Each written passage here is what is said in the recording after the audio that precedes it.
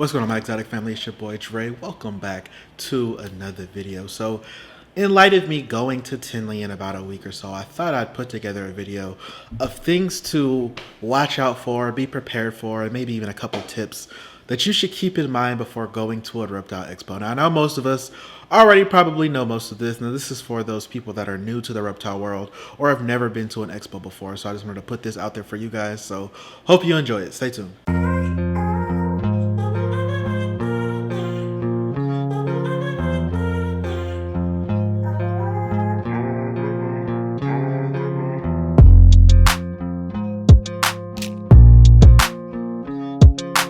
Alright everybody, welcome back to the video. Like I said, we're going to be talking things you should know before going to an expo. And first things first, the first thing that I like to do when I get to an expo, I like to take a walk around first. I like to see everything that is there, make sure that I really, especially if I'm buying an animal, that way I can really make my decision on what I want to buy, especially if it's a specific animal. Now, I know with certain expos that may not be an option because they're so busy and you don't want to miss out on that animal, and that is perfectly fine. I'm just giving you guys some advice, just dropping a few gems for you guys that I hope you guys can possibly use in the future if need be. But I do like to walk around, kind of case the joint, that way I can literally see what is there, and if I'm recording, what I don't want to record, and everything like that. But if I'm buying, I really like to look around, get a feel for everything first,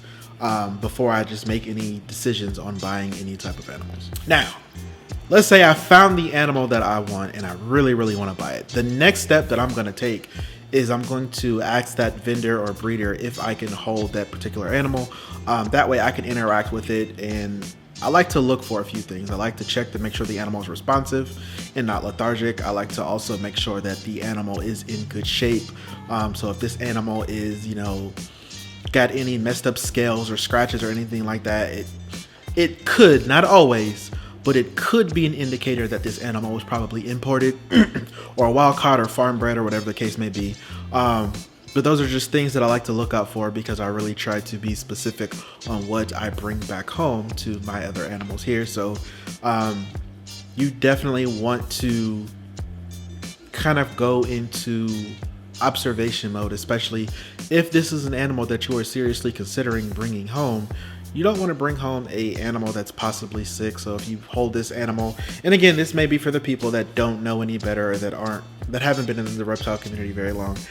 If you're holding a reptile or a snake and you see this particular reptile is got bubbles and wheezing and everything out of his mouth and his nose, that's not the animal that you want to buy. And I would give that back to that breeder, let him know, and definitely put on some sanitizer. Also, if that breeder is not willing to let you hold or interact with any animals, then I would not buy it from that breeder or vendor, because it's the animals at the expos are not cheap. And if you are wanting to spend that money, then yes, you should definitely, again, if you are definitely wanting to make a purchase, you should definitely be able to interact with that animal before making your purchase. Now, if they don't let you, I would move on to the next one and find what you're looking for somewhere else, because that chances are something's not right with that, and I wouldn't gamble with my own money. Alrighty, so now something you definitely don't want to do when going to an expo, don't impulse buy. If you go to an expo and you don't have a setup for it, just wait until next time, or use the money that you were going to spend on that animal at the expo and get the setup. I see it a lot at expos, whether big or small. I've seen it at pretty much every expo I've been to, where people will buy an animal and then at the same time they're buying a setup for that animal, and it's a lot of stress on that animal. And if you're spending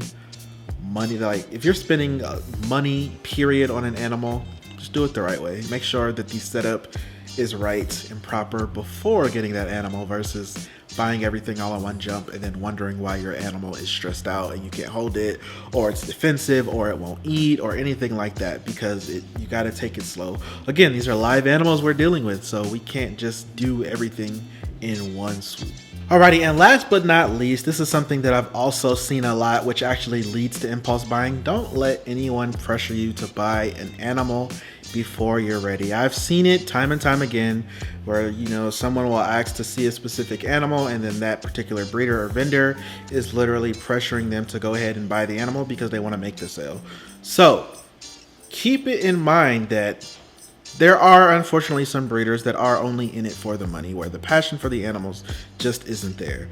And there's a lot of them out there, and they will literally try to get you to, oh, I'll knock off this if the deal is too good to be true. If you come across a red-tailed boa and they're talking about knocking the price, like the price half off for you, if you are not ready for it, do not buy that animal.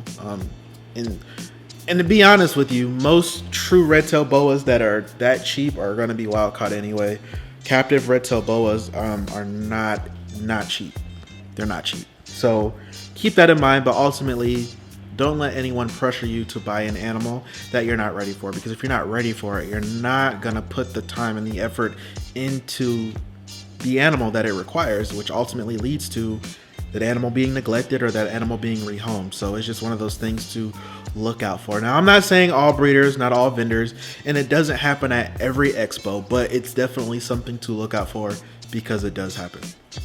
With that being said, that is the video. Hope you guys do enjoy it. I'm very, very excited for Tinley, so I will definitely be taking my camera, of course. We'll be getting some footage. We got a really fun collab I'm super excited about. I've been waiting on this collab for months and months on end, so super excited about that. I will be there Thursday until Sunday. So if you are there and you catch me there, please stop me and say hello. Let's take a picture, chop it up, talk, whatever. I love meeting you guys, and I love when you guys come up to me and say hi. So definitely please reach out to me, and make sure you follow me on Instagram at DWExotics. Drop a comment down below and let me know what you guys think about this video. Is there something I missed? What do you guys look out for when you go to expos? And as always, stay exotic.